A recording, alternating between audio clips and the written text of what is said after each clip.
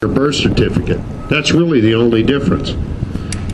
You know, you think about the Marines that went in and, you know, fought Belleau Wood and all that kind of stuff. You hear about that. You hear about Guadalcanal, you know, like on the patch, on the Blue Diamond. And, you know, those were tough times. Those were hard times. But that was really the defining moment of the Marine Corps, whether we became just another seagoing bellhop or we became a real fighting force, was World War II. So, with that, I want to talk to you guys about what your job is. For the lowest PFC Lance Corporal, the newest drop that just showed up out here to the 5th Marine Regiment, you have a job. You corporals, I want you corporals and officers to look around at these young Lance Corporals and PFCs. These are the guys that are going to pull the trigger for you. They are the guys that are going to go out, and they are the ones that are going to do the bleeding and the fighting and the dying. They are the ones that pull the trigger. And what you owe them as leaders, NCOs and officers, is ethical leadership. Don't send them out to do fool's errand. Think about, you know, you're the one that's going to have to write that letter home if something happens to him. And don't think that the game is over because we're drawn down in Afghanistan. The game's just beginning. Trust me on that one. But, and for you junior guys, I will tell you also, the one thing that you owe all of your NCOs and all of your officers, what do you think that might be? You owe them your loyalty.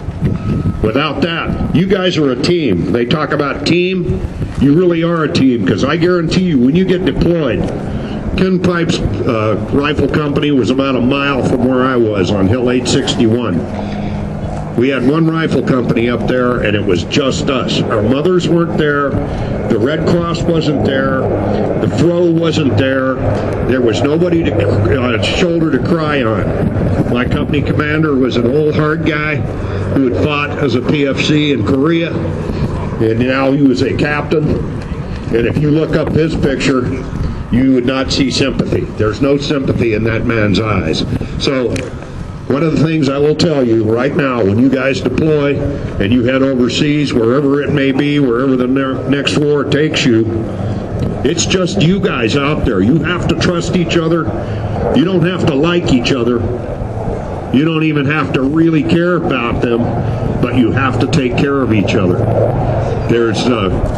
We have a few guys here that I know from, I go to this VA group for PTSD, but I'm not near as crazy as this line of bastards right here. These guys, there's some crazy guys right there, like that little illegal alien right there that's a helicopter pilot from the 1st Cav, and a few others. And then what about Bob, 173rd Airborne? We got Sergeant Major there, Jim from, he's a Golf 2-7 platoon sergeant in Vietnam. We got a 2-7 kind of mob in here. There's like 2 or 3 of them.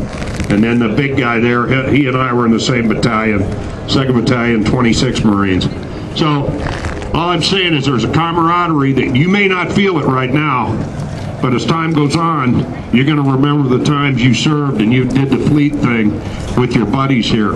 Some will be buddies for life, some you will hate for life, right? But remember, when you go into combat, it's just you. Your mother isn't going to be there to hold your coat.